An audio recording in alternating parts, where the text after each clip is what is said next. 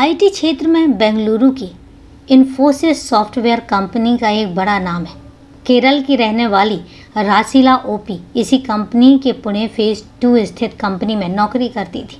वह software engineer थी।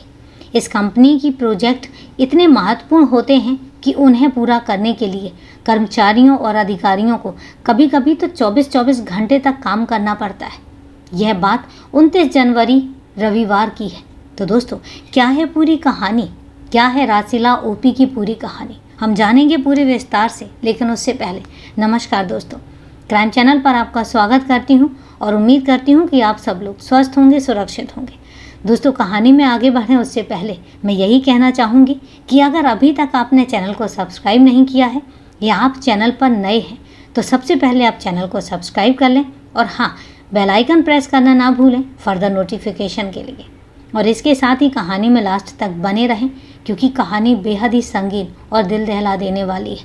और कहानी के बारे में आपकी क्या राय है कमेंट करके ज़रूर बताएं, क्योंकि आपके कमेंट्स के जवाब मैं वीडियो के लास्ट में ज़रूर देती हूँ। तो चलिए दोस्तों, आपका समय नहीं लेते हैं और जानते हैं कि आखिर पूरी कहानी है क्या।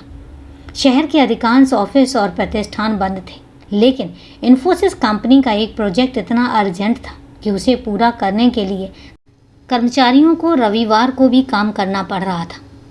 इस प्रोजेक्ट को पूरा करने की जिम्मेदारी पुणे और बेंगलुरु टीम को सौंपी गई थी। रासिला भी उस दिन इसी प्रोजेक्ट की वजह से ऑफिस आई थी। बेंगलुरु में कुछ कर्मचारी अपने अपने घरों में बैठकर उसकी मदद कर रहे थे। कंपनी का प्रोजेक्ट लगभग पूरा हो गया था। केवल कुछ ही औपचारिकताएं बाकी रह गई थी कि शाम 7 बजे अचानक रासिला और बेंगलुरु टीम के बीच फ़ोन और ईमेल से होने वाली बातचीत बंद हो गई। बेंगलुरु के कर्मचारी समझ नहीं पाए कि अचानक यह हो क्या गया। तमाम कोशिशों के बाद भी रासिला और बेंगलुरु के कर्मचारियों के बीच जब संपर्क नहीं हो पाया तो उनके मन में तरह तरह की आशंकाएं जन्म लेने लगी। उन्होंने पुणे के बड़गांव में रहने वाले इन्फोसिस सॉफ्टवेयर के सीनियर एसोसिएट कंसल्टेंट और रासिला के project reporting manager Abhijit Kothari को फ़ोन किया। उन्हें सारी बात बताकर रासिला के विषय में पता लगाने के लिए आग्रह किया। अभिजीत ने उसी वक्त रासिला को फ़ोन लगाया। उसके फ़ोन की घंटी तो बज रही थी, लेकिन उस पर कोई फ़ोन नहीं उठा रहा था। इसके बाद उन्होंने पुणे फेज 2 स्थित कंपनी के ऑफिस के लैंडलाइन पर फ़ोन किया। फ़ोन एक सिक्योरिटी गार्ड ने उठाया। उसने अभिजीत को बताया कि वह ड्यूटी पर अभी अभी आया है और इससे पहले ड्यूटी पर सिक्योरिटी गार्ड भावेन सैकिया था। वह अपनी ड्यूटी पूरी करके अपना चार्ज उसे देकर चला गया है। अभिजीत कोठारी ने जब ड्यूटी पर मौजूद गार्ड से रासिला के बारे में पूछा तो गार्ड रासिला की केबिन की ओर गया और इसके बाद उस गार्ड ने जो जानकारी दी उसे सुनकर उनके पैरों तले ज़मीन खिसक गई। फिर क्या था? कुछ ही देर में अभिजीत कोठारी इन्फोसिस के ऑफिस पहुंच गए। उन्होंने देखा कि ऑफिस के अंदर रासिला की खून से लथपथ लाश पड़ी है। शव के आसपास काफ़ी खून भी फैला हुआ था। चेहरा पूरे तरीके से किसी भारी और ठोस वस्तु से कुचला गया था। अभिजीत कोठारी ने मामले की जानकारी कंपनी के प्रमुख अधिकारियों और रासिला के परिवार वालों को देने के बाद थाना हिंगवाली पुलिस को दे दी। थाना हिंजवाली के थाना प्रभारी अरुण वायकर अपने सहायकों के साथ तुरंत घटनास्थल पर पहुंच गए। हत्या की जानकारी अपने वरिष्ठ अधिकारियों को देकर वह मामले की जांच में जुट गए। वह घटनास्थल का निरीक्षण कर ही रहे थे कि पुणे शहर के डीसीपी गणेश शिंदे, एसीपी वैशाली जाधव भी घटनास्थल पर आ गई। उनके साथ डॉग स्क्वाड और फिंगरप्रिंट ब्यूरो के अधिकारी भी आ गए। सभी ने घटनास्थल का बारीकी से निरीक्षण किया तो पाया कि रासिला की हत्या की बड़ी बेरहमी से की गई है। उसके गले में एक पीले रंग का तार लपेटा हुआ था। वह कंप्यूटर का तार था। पुलिस यह जानने की कोशिश करने लगी कि ऐसा कौन सा व्यक्ति हो सकता है जिसने इस हत्या के बाद चेहरे को भी कुचल दिया। घटनास्थल की कार्यवाही पूरी करके पुलिस ने लाश को पोस्टमार्टम के लिए पुणे के मसन अस्पताल भेज दिया और इसके बाद कंपनी के प्रोजेक्ट मैनेजर अभिजीत कोठारी की ओर से रासिला की हत्या का मुकदमा दर्ज कर मामले की जांच शुरू कर दी। शुरुआती जांच में पुलिस को पता चला कि रासिला जिस कैबिन में बैठती है वह बेहद ही सुरक्षित कैबिन है। उसका दरवाज़ा एक विशेष कार्ड टच होने पर ही खुलता है। इससे पुलिस को यही लगा कि उसकी हत्या में एक ऐसे आदमी का हाथ है जिसका उस कैबिन में आना जाना रहता है। इस संबंध में पुलिस ने कंपनी के कर्मचारियों से पूछताछ की तो कंपनी का सिक्योरिटी गार्ड भावेन सैकिया पुलिस के शक के दायरे में आ गया और इसके बाद कंपनी के सीसीटीवी कैमरों की फुटेज देखी गई तो स्पष्ट हो गया कि सिक्योरिटी गार्ड भावेन सैकिया ने ही रासिला की हत्या की है। एसपी वैशाली जाधव के निर्देश में जब पुलिस टीम सिक्योरिटी गार्ड भावेन सैकिया के घर पर पहुंची तो वह घर पर नहीं मिला। उसके घर के दरवाजे का ताला लगा हुआ था और पड़ोसियों ने बताया कि भावेन सैकिया की मां की तबीयत अचानक खराब हो गई है और इसीलिए वह अपने गांव चला गया है। जिस सिक्योरिटी एजेंसी में उसकी नियुक्ति थी उससे संपर्क कर पुलिस ने भावेन सैकिया के बारे में जानकारी जुटाई। जहां जहां से भावेन सैकिया के गांव जाने का साधन मिलते थे उन सभी रास्तों पर नाकेबंदी कर दी गई और इसके अलावा जांच टीम को 7 भागों में विभाजित करके महानगर मुंबई और पुणे के विभिन्न इलाकों के लिए रवाना कर दिया। रासिला की हत्या पुणे पुलिस के लिए प्रतिष्ठा का प्रश्न बनी हुई थी क्योंकि पिछले साल आईटी प्रोफेशनल महिला ज्योति कुमारी, नैना पुजारी, दर्शना टोगारी और अंतरा दास की कंपनी के सिक्योरिटी गार्ड द्वारा ही हत्याएं की गई थीं।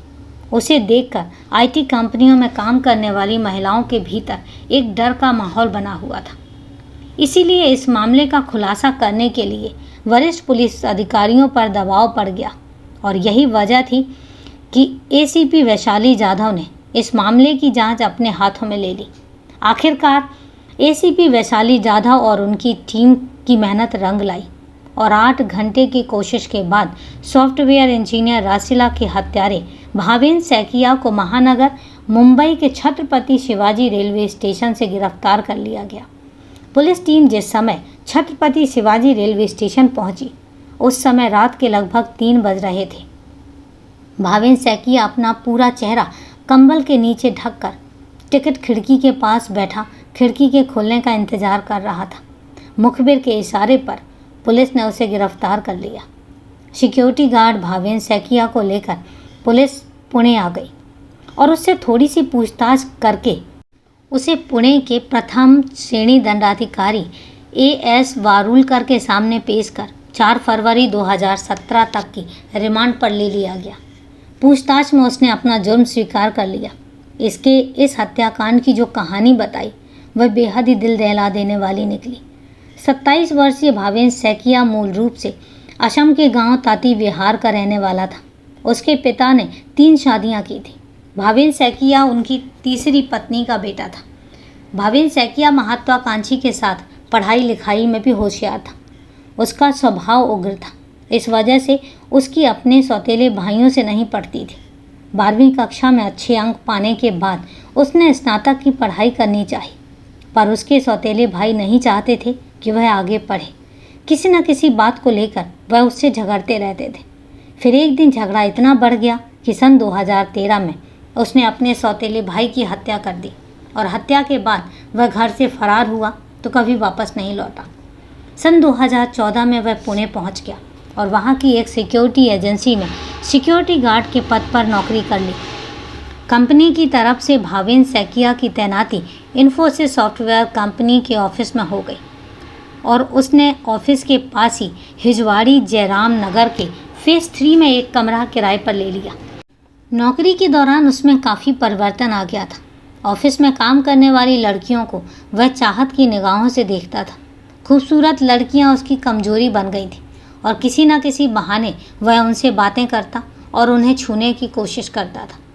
इसी प्रकार की कोशिश में जब उसने रासिला ओपी के साथ भी उस तरह का व्यवहार किया तो भावेन सैकिया की बातों को वह इग्नोर नहीं कर पाई, बल्कि उसने अपनी नाराज़गी भी जता दी। घटना के 2 दिन पहले रासिला ने भावेन सैकिया को अपने कैबिन में बुलाकर काफ़ी डांटा फटकारा और उसकी हरकतों की शिकायत ईमेल द्वारा उसकी सिक्योरिटी कंपनी के वरिष्ठ अधिकारियों से करने की धमकी भी दी थी। इस धमकी से भावेन सैकिया काफ़ी डर गया। उसे लग रहा था कि रासिला उसकी शिकायत जरूर कर देगी और उसकी शिकायत पर उसे अपनी नौकरी जाने का डर भी था। 24 वर्षीय रासिला ओझम पोयल पुराइल उर्फ रासिला ओपी मूल रूप से केरल राज्य के कालीकट जिले के गांव कुंदमांगलम की रहने वाली थी। उसके पिता ओझम पोयल पुरोहिल उर्फ राजू ओपी होमगार्ड में एक तृतीय श्रेणी कर्मचारी थे। परिवार में उसके पिता के अलावा एक बड़ा भाई तेजस कुमार ओपी था। माँ पुष्पलता का देहांत उस समय हो गया था जब वह बहुत छोटी थी। दोनों भाई बहन का बचपन बहुत ही गरीबी में बीता था और पिता से ही दोनों को माँ और बाप दोनों का प्यार मिला था। घर की परिस्थितियों को देखते हुए दोनों बच्चों ने मन अपना पढ़ाई में लगा लिया। राशिला और तेजस कुमार दोनों ने 98% अंकों से 12वीं की परीक्षा पास की। इंजीनियरिंग की परीक्षाएं भी दोनों ने प्रथम श्रेणी से पास की। इंजीनियरिंग के बाद तेजस कुमार को आबू धाबी की एक एयरलाइंस कंपनी में और राशिला को बेंगलुरु की इन्फोसिस सॉफ्टवेयर कंपनी में असिस्टेंट इंजीनियर के पद की नौकरी मिल गई। अपने बच्चों की अच्छी जगह और अच्छे पद पर देखकर राजू ओपी की सारी चिंताएं ही दूर हो गई। राशिला की अच्छी पोस्ट देखकर उसकी शादी के रिश्ते भी आने शुरू हो गए थे। राशिला खूबसूरत तो थी ही, साथ ही वह कंपनी की जिस पोस्ट पर काम करती थी उसकी जिम्मेदारी भी अच्छी तरह निभा रही थी।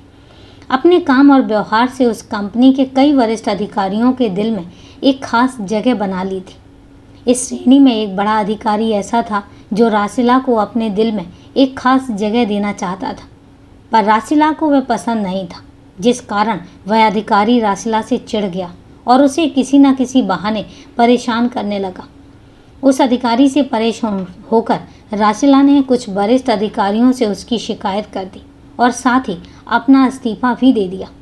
लेकिन कंपनी ने उसका इस्तीफा स्वीकार नहीं किया, बल्कि कंपनी ने राशिला का ट्रांसफ़र इन्फोसिस कंपनी की पुणे ब्रांच में कर दिया और पुणे के हिजवाड़ी के जयराम नगर फेज़ 1 में उसके रहने की व्यवस्था भी कर दी। पुणे ब्रांच में राशिला को आए अभी 5 महीने ही हुए थे कि उसे ऑफिस के सिक्योरिटी गार्ड भावेन सैकिया ने 2-4 होना पड़ा। घटना के दिन सारा ऑफिस बंद होने के बावजूद भी कंपनी द्वारा सौंपे गए प्रोजेक्ट को पूरा करने के लिए राशिला को अपने ऑफिस आना पड़ा था। दिन के 2 बजे तक जब वह अपने ऑफिस में पहुंची तो काफ़ी खुश थी। उस समय सिक्योरिटी गार्ड भावेन सैकिया अपनी ड्यूटी पर तैनात था। राशिला ने अपने एक्सेस कार्ड से कैबिन का लॉक खोला और कैबिन के अंदर जाकर अपने बेंगलुरु ब्रांच के कुछ साथियों के साथ ऑनलाइन जुटकर अपने प्रोजेक्ट की तैयारी में जुट गई। इधर राशिला की धमकी और अपनी नौकरी को लेकर भावेन सैकिया काफ़ी परेशान था। उसकी समझ में नहीं आ रहा था कि अब वह क्या करे और क्या ना करे, शिकायत को अपने वरिष्ठ अधिकारियों तक जाने से कैसे रोके, और इसी बारे में वह सोचने लगा। सोच विचार करने के बाद उसने एक खतरनाक फैसला ले लिया। उस समय राशिला ऑफिस में अकेली थी। बातचीत करने के लिए मौका अच्छा था। अपनी हरकतों की माफ़ी मांगने के बहाने वह राशिला के कैबिन में जाने में कामयाब हो गया।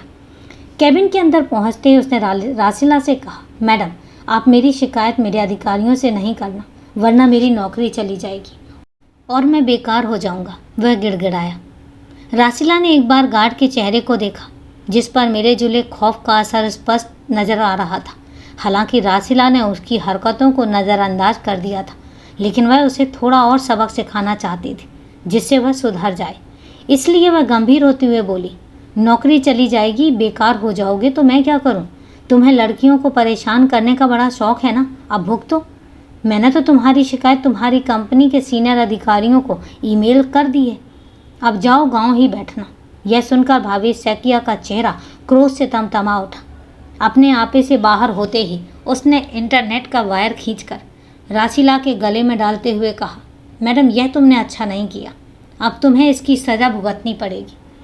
राशिला उसका इरादा जानकर अपने बचाव के लिए काफ़ी चीखी चिल्लाई, पर उस वक्त उसकी मदद के लिए वहाँ पर कोई नहीं था।